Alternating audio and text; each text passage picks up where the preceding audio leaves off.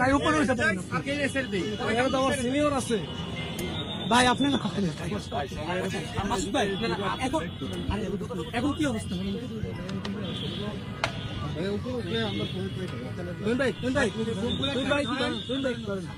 আচ্ছা, কথা বেশি নাই। হ্যাঁ, আরে ভাই কি রে ভাই,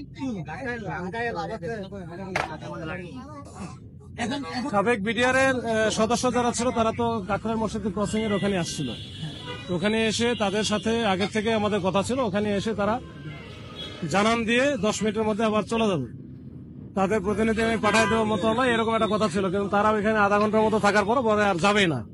যেহেতু যাবে না, তখন আমরা হচ্ছে ডিসকাস করার জন্য আমরা চেষ্টা করেছি, বা ওইখানে আমরা ওই যে ওয়াটার কানন দিয়ে জল কামান মারা হয়েছে, সাউন্ড গ্রেন মারা হয়েছে, মেরে আমরা পুশ করে আপনার দেখছে ঠেলে ঠেলে ঠেলে ঠেলে নিয়ে গেছে। যেহেতু তারা একসময় পুলিশ বিডিআর ছিল, সুশৃঙ্খল বাহিনীর সদস্য, আমরা তাদের উপরে খুব বেশি হার্ড হওয়ার চেষ্টা করি নাই, যে অন্তত ঠেলে ঠেলে নিয়ে যাওয়ার জন্য। তো ওইভাবে নিয়ে গেছি। এখন যান চলাচল স্বাভাবিক, রাস্তা ফ্রি।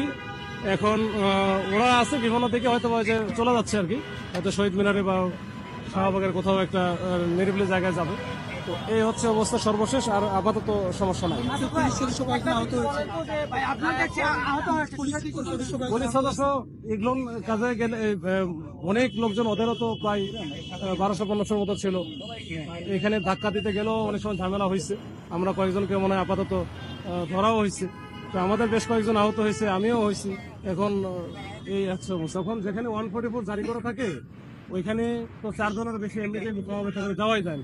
ওখানে শান্তিপূর্ণ বা অশান্তিপূর্ণ বিষয় না, ওখানে যেভাবেই থাকুক, ওইখানে হচ্ছে ডিস্টার্ব করাটাই আমার হচ্ছে মূল কাজ, মূল আইনের যে বিষয়টা। এখানে আমরা ওইখানে তো থাকতে দিব না। আমরা ওয়ার্নিং দিয়েছি, বহুবার চেষ্টা করেছি।